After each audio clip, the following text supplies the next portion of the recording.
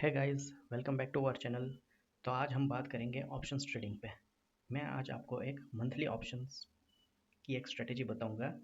ये स्ट्रेटेजी का नाम है कैलेंडर स्प्रेड। ये स्ट्रेटेजी बहुत ही इजी है और ये अगर आप फुल टाइम जॉब भी कर रहे हैं तो फिर भी आप इजीली इसको डिप्लॉय कर पाएंगे। तो ये स्ट्रेटेजी हमें महीने के एंड में लेनी है फॉर द नेक्स्ट मंथ। ये स्ट्रेटेजी में हम जो नेक्स्ट मंथ के ऑप्शंस है उसको सेल करेंगे और नेक्स्ट टू नेक्स्ट मंथ के जो ऑप्शंस है उसको बाय करेंगे। तो चलो एग्जैक्टली कैसे बाय और सेल करना है वो आपको सिम्युलेटर पे लेके जाके आपको बताता हूँ।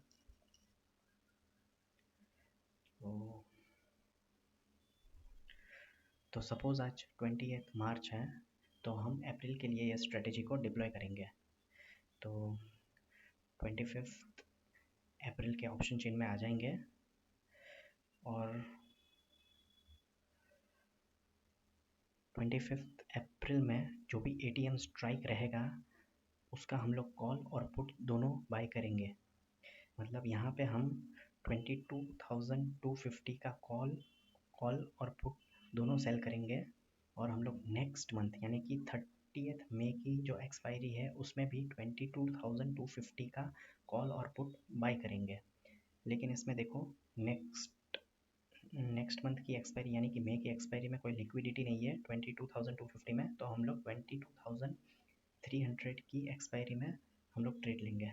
तो हमें जो दूर की जो एक्सपायरी है उसके दोनों ऑप्शंस बाई करने हैं, कॉल और पुट। और जो नज़दीक वाली जो एक्सपायरी है यानी कि नेक्स्ट मंथ की जो एक्सपायरी है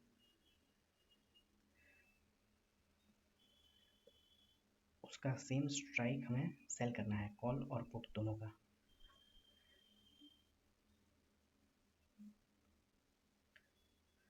तो ये चलो हमारी स्ट्रेटेजी बन गई है। तो चलो इसके देखते हैं बेनिफिट्स क्या है। ये स्ट्रेटेजी हमें एक बहुत बड़ा रेंज देती है। तो समझो अगर निफ्टी 200-300 पॉइंट मूव भी करता है तो हमें कोई बड़ा लॉस नहीं होगा। बाय द वे हम लोग ये स्ट्रेटेजी निफ्टी में डिप्लॉय कर रहे हैं, वो मैं आपको स्टार्टिंग में बताना भूल गया। और दूसरा एक एडवांटेज ये स्ट्रेटेजी का है कि हमें यह बहुत सारा टाइम देता है एडजस्टमेंट करने के लिए, सोचने के लिए। हमें इमीडिएट डिसीजन नहीं लेने की कोई ज़रूरत नहीं है और हमें पूरा दिन स्क्रीन के सामने बैठने की भी ज़रूरत नहीं है। दिन में 2-3 बार चार्ट खोल के हमने देख लिया कि क्या चल रहा है, तो that is more than enough.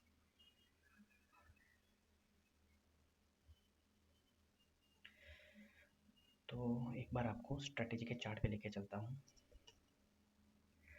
तो ये स्ट्रेटेजी है, ये ग्रीन वाला जोन है वो है प्रॉफिट। अगर नेक्स्ट मंथ यानी कि 25 अप्रैल को हम इस रेंज में अगर क्लोज होते हैं तो हमें प्रॉफिट होगा, और हम अगर ग्रीन जोन में अगर क्लोज होते हैं तो हमें लॉस होगा। और मैक्सिमम प्रॉफिट हम लोग ये मिडिल पॉइंट पे मतलब 22,300 पे ही अगर क्लोज करते हैं तो मैक्सिमम प्रॉफिट होगा। लेकिन अब ऐसा तो है नहीं कि एक महीने तक मार्केट मूव ही नहीं करेगा, मार्केट ऊपर भी जाएगा नीचे भी जाएगा। और समझो अगर ये ग्रीन जोन को क्रॉस कर लिया तो हमें लॉस का होना चालू हो जाएगा। तो इसके लिए ये जो लॉस है उसको मिनिमाइज़ करने के लिए हमें कुछ एडजस्टमेंट करने पड़ते हैं। तो चलिए मैं आपको बताता हूँ कि इसमें क्या एडजस्टमेंट कर सकते हैं। सपोज़ ये मार्केट है अभी 22,300 पे है। अगर मार्केट 22,900 पे या 23,000 पे आए तो हमें एडजस्टमेंट करने ही पड़ेंगे। तो अगर मार्केट ऊपर जाता है, ऊपर की तरफ जाता है और 22,900 के ऊपर जाता है तो हमें क्या करना है, जो भी हमने पुट जो सेल किया है करंट मंथ का और जो नेक्स्ट मंथ का जो हमने बाय किया है वो दोनों को स्क्वायर ऑफ कर लेना है और हमें ATM में वो दोनों पुट बाय और सेल करने हैं। अभी आपको एग्जांपल बताता हूँ कि समझो हमने हमने जब भी ट्रेड पहली बार एग्जीक्यूट किया था तभी 22,300 के पुट लिए थे। तो अगर मार्केट 23,000 चला जाता है तो हमें ये पुट साइड दोनों क्लोज कर देने हैं और 23,000 के कॉल और पुट बाय और सेल करने हैं, यानी कि 25 अप्रैल में 23,000 का पुट सेल करना है और 30 मई में 23,000 का पुट बाई करना है। सिमिलरली अगर मार्केट नीचे गिरता है और 21,900 पे आ जाता है तो हमें कॉल साइड के दोनों ऑप्शंस स्क्वायर ऑफ करने हैं और नया पोजीशन बनाना है 21,900 पे, यानी कि 25 अप्रैल में हम लोग 21,900 का कॉल बेचेंगे और 30 मई में 21,900 का कॉल खरीदेंगे। तो ये एक सिंपल सा एडजस्टमेंट है ये स्ट्रेटेजी का, और ये एडजस्टमेंट हमें सिर्फ एक ही बार करना है। तो हमें एडजस्टमेंट करने की ज़रूरत इसलिए है कि अगर समझो मार्केट ऊपर की तरफ जाता है और हमने पुट को एडजस्ट किया तो हमें मार्केट और भी रूम देगा ऊपर की तरफ, और मार्केट अगर और थोड़ा ऊपर आता है तो हमारा लॉस उतना नहीं होगा जितना अगर हम बिना एडजस्टमेंट किए अगर चलते तो हमें इमीडिएट लॉस होना चालू हो जाता, और अगर हम एडजस्टमेंट करते हैं तो हमें और थोड़ा रूम मिलेगा। तो ये रीज़न है एडजस्टमेंट का। तो चलिए आपको अभी सिम्युलेटर पे लेके चलता हूँ और बताता हूँ कि एग्जैक्टली ये स्ट्रेटेजी काम कैसे करता है। सिम्युलेटर पे जाने से पहले मैं स्टॉप लॉस और टारगेट के बारे में तो बताना ही भूल गया, तो पहले इस पर थोड़ा बात कर लेते हैं, फिर सिम्युलेटर पे जाते हैं। तो ये स्ट्रेटेजी का एडवांटेज ये है कि प्रोबेबिलिटी ऑफ प्रॉफिट ये स्ट्रेटेजी का बहुत हाई है, अराउंड 70 to 75%, और इसमें जो M2M लॉसेस जो दिखेंगे वो बहुत ही कम दिखेंगे, तो साइकोलॉजिकली अपने लिए वो अच्छा होगा। और प्रॉफिट और लॉस की बात करें कि कहाँ प्रॉफिट बुक करना है कहाँ लॉस बुक करना है, तो मैं generally 5 to 6% of margin requirement पे प्रॉफिट बुक करता हूँ। जनरली 5, 5.5, 6 हज़ार तक अपना प्रॉफिट बुक कर लेता हूँ, और लॉस में समझो ना 2.5 से 3 हज़ार रुपये का लॉस बुक करता हूँ पर लॉट। लेकिन हाँ, अगर वो ब्रेक इवन के पास है और फर्स्ट एडजस्टमेंट हो चुका है तो ही लॉस बुक करता हूँ, नहीं तो मैं फर्स्ट एडजस्टमेंट तो करता ही हूँ। तो चलो अब देखते हैं कि हमें अपना कैपिटल कैसे यूज़ करना चाहिए ये स्ट्रेटेजी को डिप्लॉय करने के लिए। तो अगर मेरे पास अगर 5 लाख रुपए है तो मैं ज़्यादा करके 5 लाख में से मेजॉरिटी ऑफ द मनी का मैं गवर्नमेंट सिक्योरिटीज़ ले लूँगा, निफ्टी के ETF ले लूँगा, गोल्ड के ETF ले लूँगा, और थोड़े बहुत पैसे मैं कैश रखूँगा अपने अकाउंट में कि कभी फ्यूचर में अगर M2M लॉस होए तो वो अपने को प्रॉब्लम नहीं होना चाहिए। नॉर्मली गवर्नमेंट सिक्योरिटीज़ 7% का रिटर्न देती है, निफ्टी ETF है वो 12% का, गोल्ड ETF है वो भी 12% का रिटर्न देती है, और हम लोग यही सिक्योरिटी को अगर प्लेज कर देते हैं तो ब्रोकर हमें ये सेम अमाउंट का मार्जिन भी प्रोवाइड करते हैं। तो हम ये स्ट्रेटेजी पे भी रिटर्न बना सकते हैं, और हमने जो इन्वेस्टमेंट किया है उस पे भी हमें अच्छा खासा रिटर्न मिलेगा। तो ओवरऑल ये स्ट्रेटेजी का जो रिटर्न है वो मेरे हिसाब से 30% के ऊपर जाना चाहिए ईयर ऑन ईयर। तो चलिए अभी चलते हैं सिम्युलेटर पे और अब आपको बताता हूँ कि ये स्ट्रेटेजी कैसे काम करती है on a real time basis.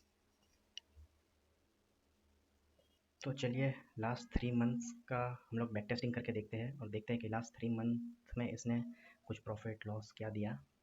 तो हम लोग स्टार्ट करते हैं दिसंबर से, स्टार्ट करते हैं 28 दिसंबर। 28 दिसंबर को हम लोग स्ट्रेटेजी डिप्लॉय करते हैं नेक्स्ट मंथ के लिए, यानी कि जनवरी के लिए। तो 25 जनवरी में 21,800 का कॉल और पुट बेचेंगे, और 29 जनवरी में सेम कॉल और पुट 28,800 का बाई करेंगे। तो चलो इसको पहले बाई करते हैं। और 25 जैन को सेल करते हैं।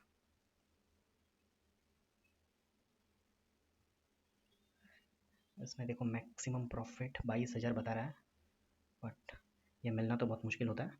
तो चलो देखते हैं कि आगे आगे क्या होता है। इसको 2-2 घंटा हम लोग फॉरवर्ड करते हैं।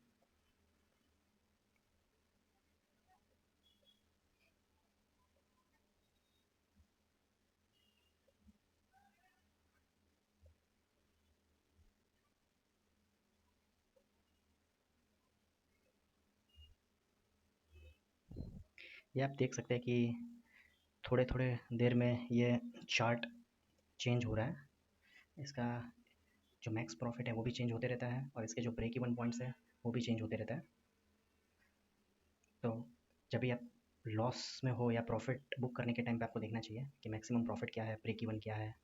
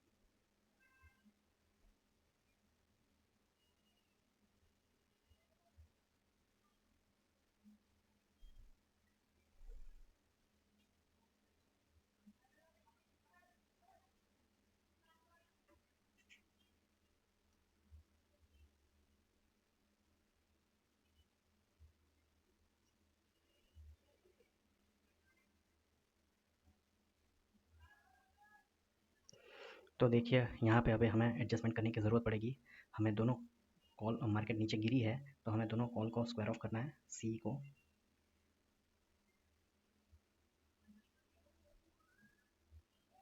और हमें एट द मनी जो भी है कॉल ऑप्शन, तो 25 चेन में हम लोग सेल करेंगे, और नेक्स्ट मंथ यानी कि 29 फरवरी को हम बाई करेंगे। कौन सा था? 21,450 बाई करेंगे। तो देखिए हमें और भी थोड़ा रूम मिल गया नीचे की तरफ। अब हम वापस से और आगे बढ़ाते हैं टाइम को।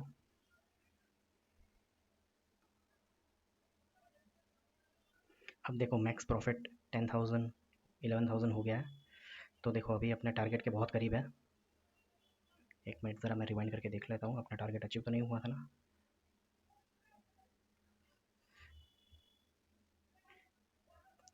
ये देखो यहाँ पे अपना टारगेट ऑलमोस्ट अचीव हो गया है। तो अभी आप बुक कर सकते हैं ये। तो चलिए आप जनवरी के एंड में फरवरी का कैलेंडर डिप्लॉय करते हैं।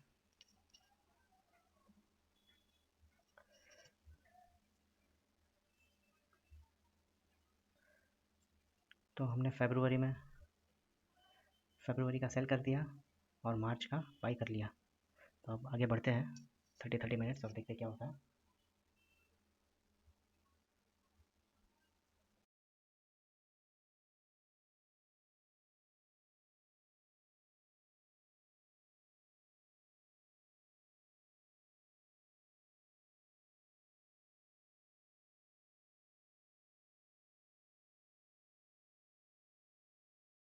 ये टाइम पे कुछ लगता है डेटा में प्रॉब्लम है, तो डेटा वो पीरियड का आया नहीं।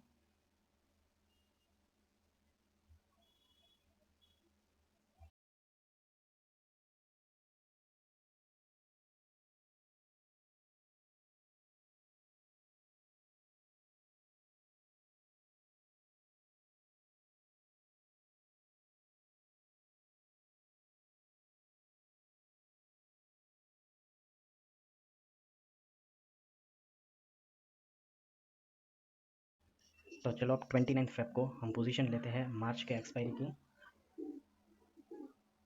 तो हमने 28 मार्च के कॉल और पुट सेल कर दिए और अप्रैल के हम बाई कर लेंगे।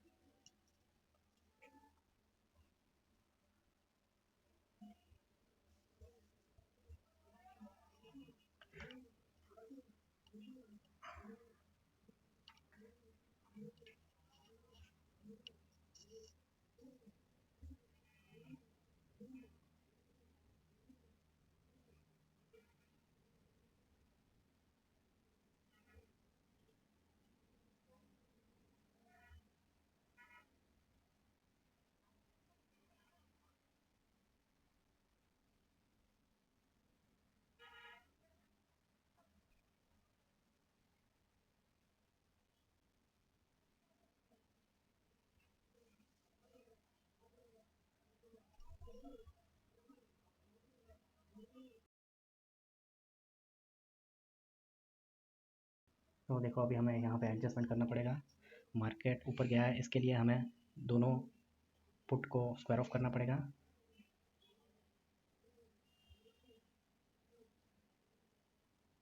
और हम नया एट द मनी पे जो भी पुट रहेंगे उसको बाई कर लेंगे। तो चलिए देखते हैं आगे क्या होता है।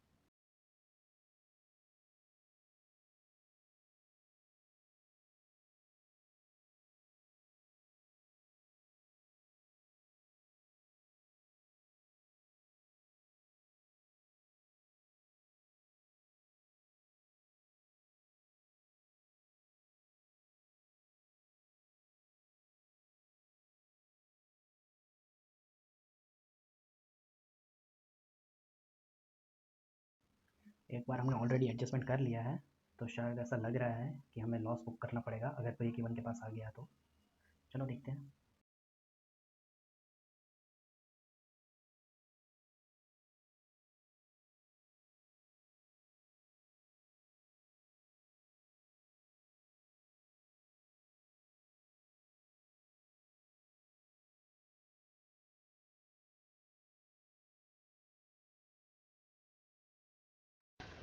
तो मैंने ऑलरेडी एक बार तो एडजस्टमेंट कर लिया था, तो अब मैं जनरली दूसरी बार नहीं करता हूँ। तो जैसे ही डाउन साइड पे उसने ब्रेक इवन को क्रॉस किया, मैं अपना लॉस बुक कर रहा हूँ 1700 का। तो हमारा ये 3 महीने का बैक टेस्ट कंप्लीट हुआ और हमने देखा कि फर्स्ट 2 मंथ्स में अच्छा प्रॉफिट हुआ। एक फर्स्ट मंथ में कुछ 4-4.5 हज़ार का प्रॉफिट था, सेकंड मंथ में 5,000 का प्रॉफिट था और थर्ड मंथ में एक छोटा सा लॉस था। तो बस आज के लिए इतना ही। Thank you very much.